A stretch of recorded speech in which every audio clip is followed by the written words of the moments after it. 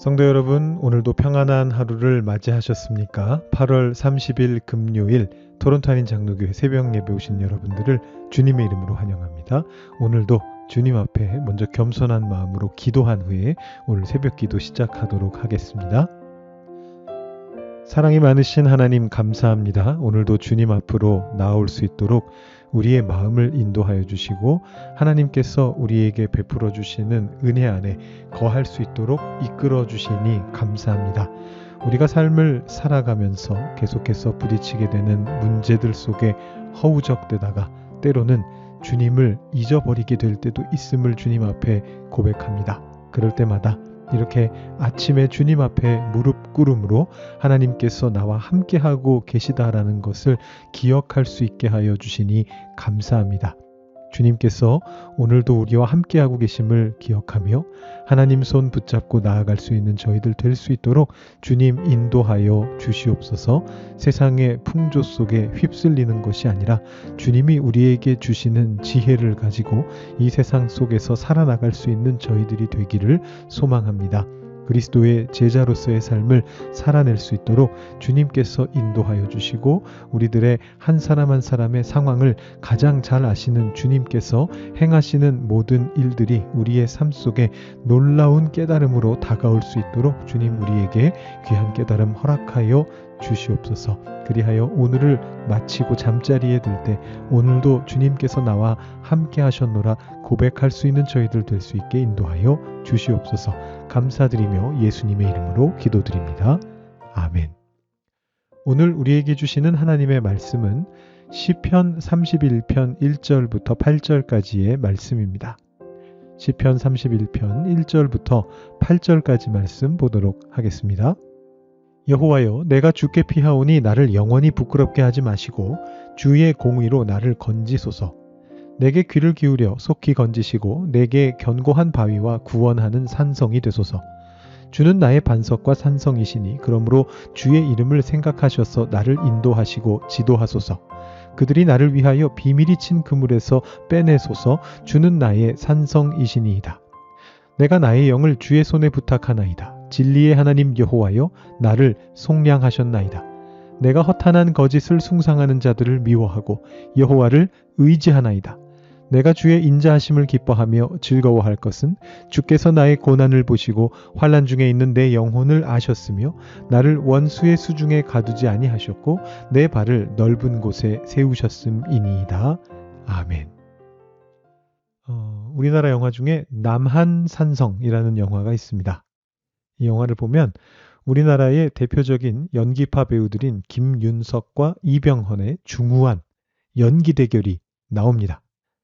근데 여러분, 이 두 배우가 도대체 어떻게 중후하게 연기 대결을 펼치느냐 하면 앞에 보이시는 이 포스터를 보면 짐작하실 수도 있을 텐데요. 왕을 향해 무릎 꿇고 앉아서 말싸움으로 연기 대결을 펼칩니다. 근데 그 말싸움이 하도 보는 사람들을 빠져들게 만드는 참 진지하고 그런 기가 막힌 말싸움이라서 관객들이 뭐라고 별명을 붙였느냐 하면 말싸움 블록버스터다, 그런 별명까지 붙였습니다. 보통 블록버스터다 하면은 뭐 때려 부수고 박살나고 뭐 이제 전투가 벌어지고 막 이런 건데 여기에서는 그냥 말싸움을 하고 있는데도 그것이 마치 블록버스터처럼 보인다, 이제 그렇게 사람들이 얘기하는 겁니다.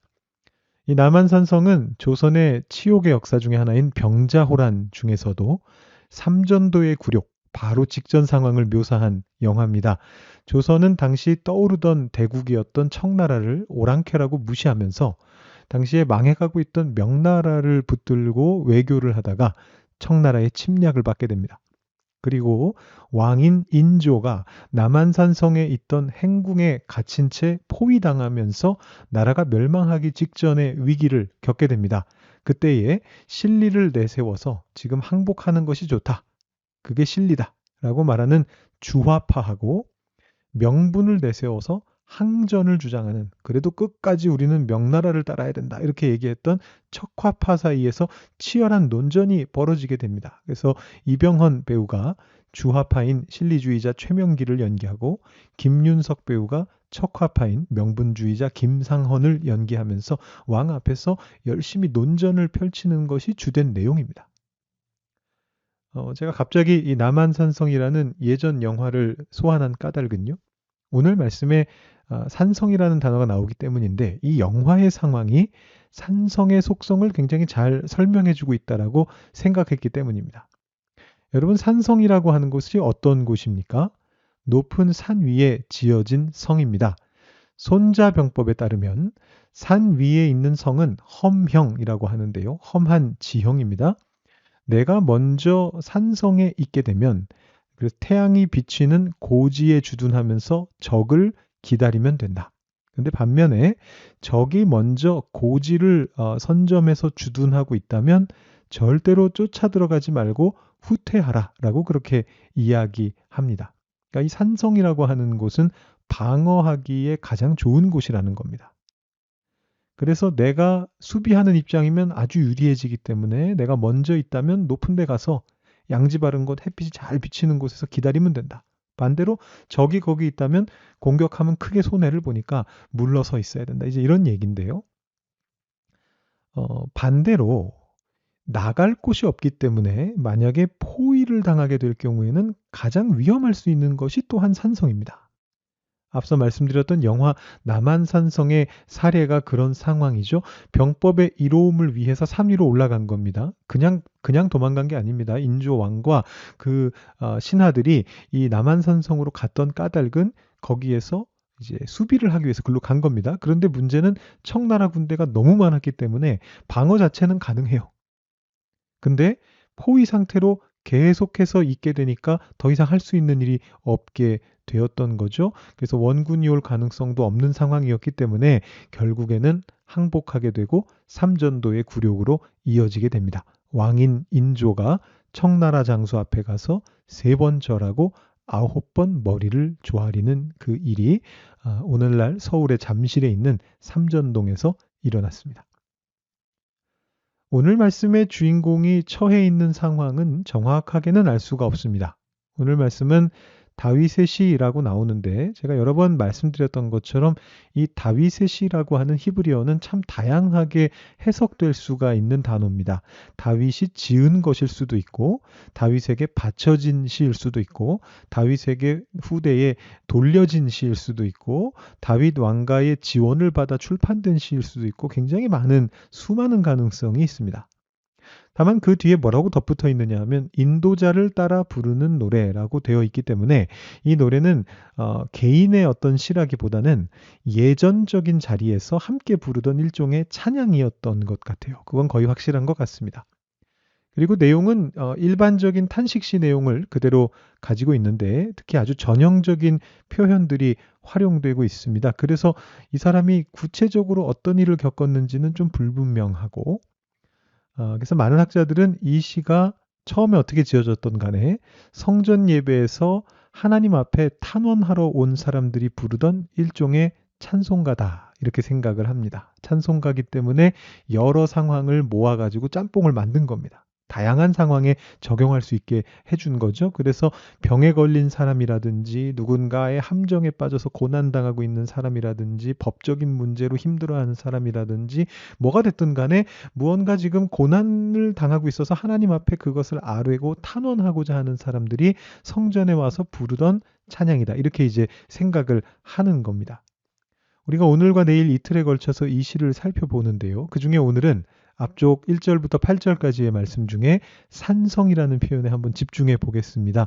2절과 3절과 4절에 연속해서 산성이라는 표현이 나오고 그와 연계해서 2절에서는 견고한 바위라는 말이 나오고 3절에서는 반석이라는 표현이 나오고 있습니다.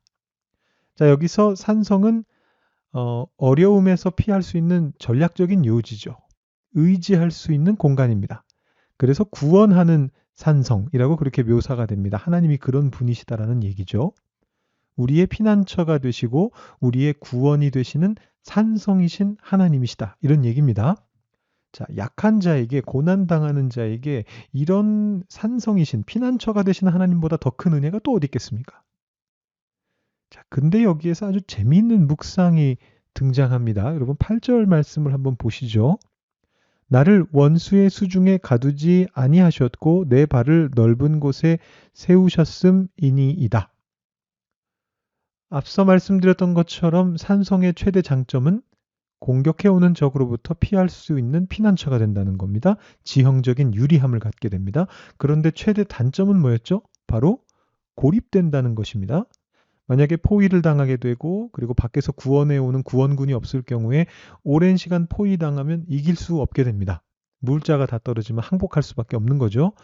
물론 하나님께서 우리의 산성이시다, 피난처다 이런 표현은 비유적인 표현일 뿐이니까 뭐 이런 특수한 상황까지 우리가 꼭 생각해야 되는 건 아닙니다. 그런데 오늘 이 시인은 재밌게도 마치 그런 부정적인 상황까지 염두에 둔 것인 양 그런 일조차 생겨나지 않는다고 아주 강력하게 여기서 지금 선포하고 있는 겁니다. 여러분 오늘 이 8절 말씀을 뜯어보시면 바로 그 경우들을 부정하고 있는 거거든요. 나를 원수의 수중에 가두지 아니하셨다.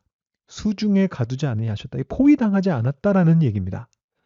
아까 말씀드린 게 산성의 단점이 포위당할 수 있다는 건데 포위당하지 않았대요. 그리고 내 발을 넓은 곳에 세우셨음이니이다 이렇게 이야기하는데 여러분 산성은 넓을 수가 없거든요. 산 꼭대기에 있는 성이니까요. 물론 한국에 있는 남한산성은 방문해 보면 꽤 넓기는 합니다. 그렇지만 군사적인 범주에서 볼 때는 그게 넓다라고 말하긴 힘들 거예요. 그런데 이 시인은 이야기합니다. 산성이신 하나님께 피했더니만 내 발이 넓은 곳에 세워졌다. 어떻게 이런 일이 벌어질까요? 저는 이런 생각을 해봤습니다.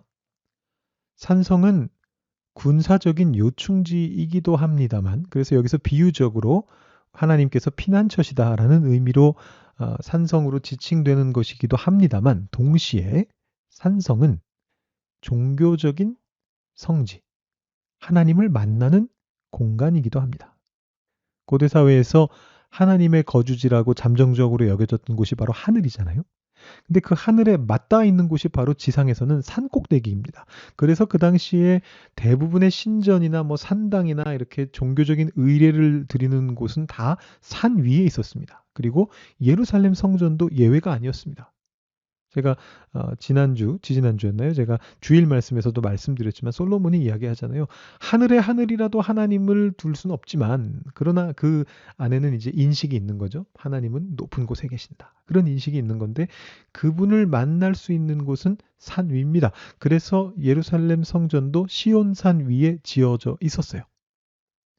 아까 제가 말씀드렸듯이 학자들이 이 노래가 성전에서 드려지던 찬양이라고 생각하는데 그러니까 이 노래를 부르고 있는 사람은 지금 결국은 시온산 위에 있는 겁니다. 산성 속에 있는 겁니다. 실제로. 그리고 자신이 피하게 될 피난처이신 주님을 산성과 비교하면서 상상하면서 노래한 겁니다. 그 순간에 그가 깨달았을 것입니다.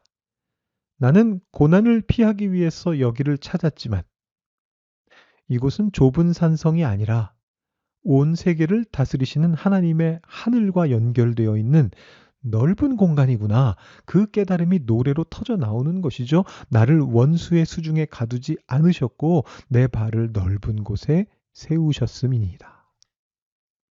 실제로 여러분 내일 말씀입니다만 21절 말씀을 보시면 이렇게 나오고 있습니다. 여호와를 찬송할지어다 견고한 성에서 그의 놀라운 사랑을 내게 보이셨음이로다. 이 견고한 성이 바로 성전이 있는 예루살렘 성 다윗성입니다. 거기에서 그는 하나님의 놀라운 사랑을 맛보게 됐습니다. 그래서 알게 되는 것입니다. 피하기만 할 필요가 없구나. 하나님은 내가 생각하는 것보다 훨씬 더 강력한 분이시구나. 세상 속으로 하나님 손 붙잡는다면 담대히 나아갈 수 있는 것이구나. 나는 원수들에게 포위당하지 않았고 나는 넓은 곳에 발을 두고 서 있는 것이구나. 이것을 이 시인이 깨닫게 되는 것입니다. 우리는 세상에서 살아가면서 너무나 자주 교회로 피난을 옵니다. 세상에서 세상적 가치관과 맞서 싸우다가 또 내 삶을 침입해 들어오는 세상의 원리에 휘말려 가지고 허우적대다가 도저히 안 되겠다라는 생각으로 주님의 은혜를 구하면서 교회로 옵니다. 그 피난도 필요하죠. 쉴 곳이 있어야죠, 우리의 영혼도. 근데 거기서 끝나지 않는다라는 것입니다. 우리에게 피난처를 제공하시고 우리를 쉬게 하시고 그 다음은 무엇입니까? 그 원수의 비밀이 친 그물에서 빠져나가게 하시며 포 위에 수중에 가둬져 있지 않고 발을 넓은 곳에 두게 하신다라는 것입니다. 우리는 피난처에 매달려 있는 게 아닙니다. 서 있는 겁니다. 그 세상의 조류에 맞서서 말입니다. 어쩌면 강한 물줄기가 여러분들을 거슬러서 흐르고 있을지도 모르겠습니다. 여러분은 그 틈 사이에서 작은 돌을 발견하고 그 돌 위에 간신히 서 있습니다. 겨우 발붙일 작은 돌이라고 생각하면서 물줄기를 두려워하면서 거기 서 계시는 겁니다. 그런데 돌아봤더니만 그 돌이 거대한 섬에 붙어 있는 겁니다.